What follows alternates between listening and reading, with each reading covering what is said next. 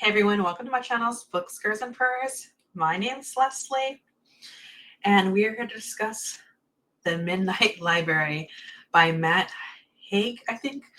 This book was published in 2020.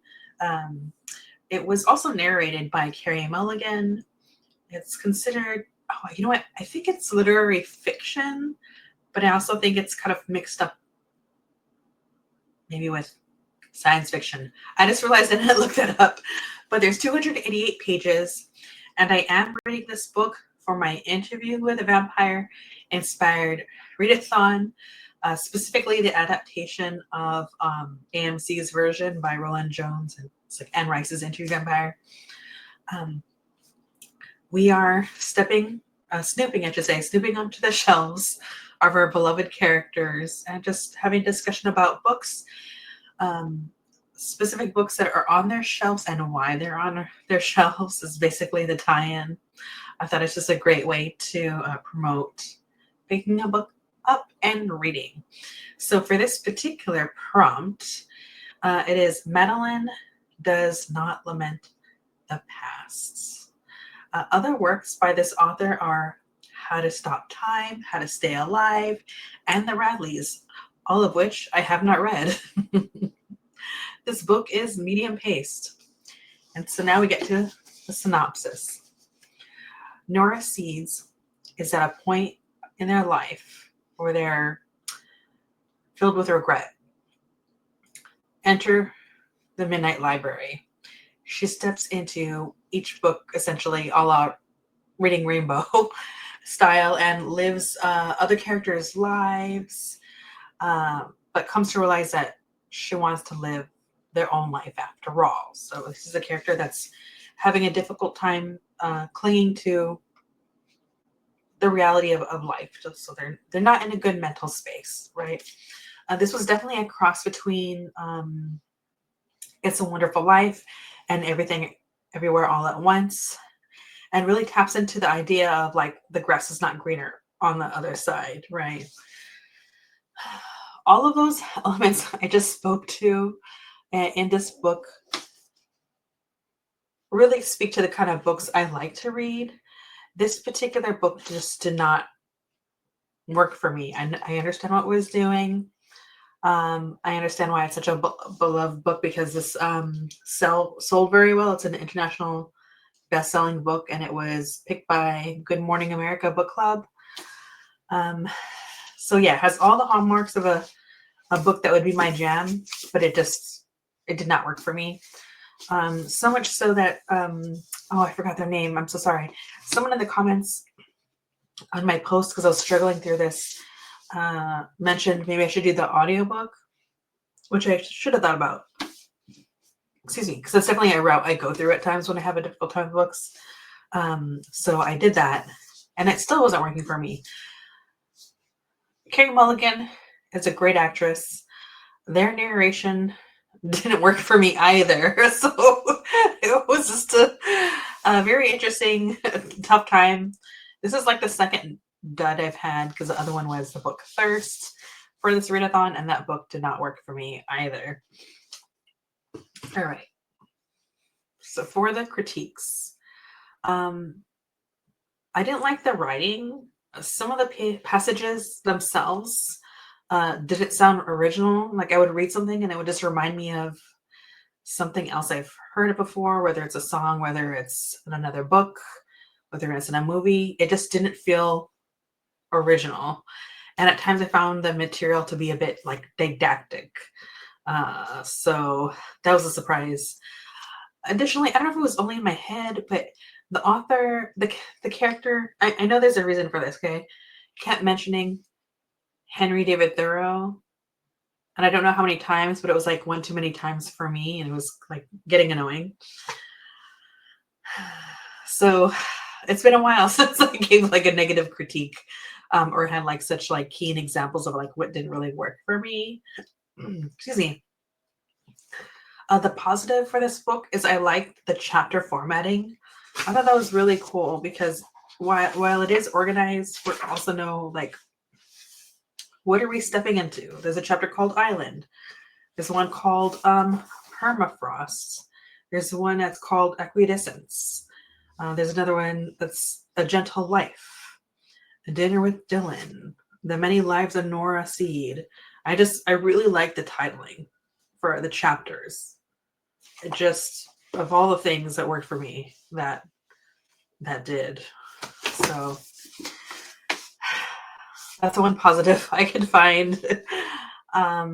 Feel free to share your thoughts if you felt differently. I'm sure there's plenty of people that do. It just didn't work for me. And so even though this is even like a medium pace book, it was just like, it took a lot for me to get through it. Anyways, I will leave the critique there. So let's answer 2 questions. Oh, darn, I forgot. I have to answer this one, the second one, and I don't have the book ready. Okay, first one, why does this character have this book on their shelves? She's read this book because she couldn't understand some humans, or Louis specifically, who's her maker. So there's a moment in season 2, I think it might have been episode 7 or the end of episode 6.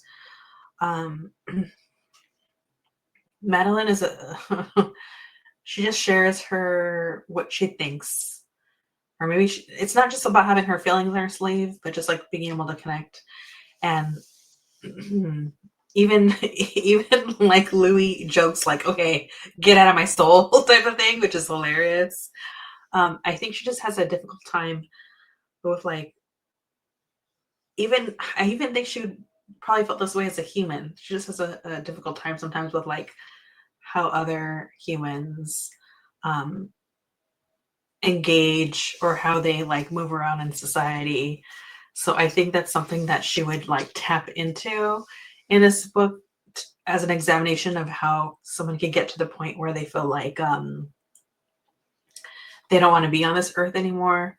I also feel like she's someone that really has so much joy for her vampiric life. And so that's just been really cool to see. And the second part I don't have ready. Another book. Let's see if this will work with me today. A Mind Spread Out on the Ground by Alicia Elliott. I have it on my shelf. Wouldn't you know?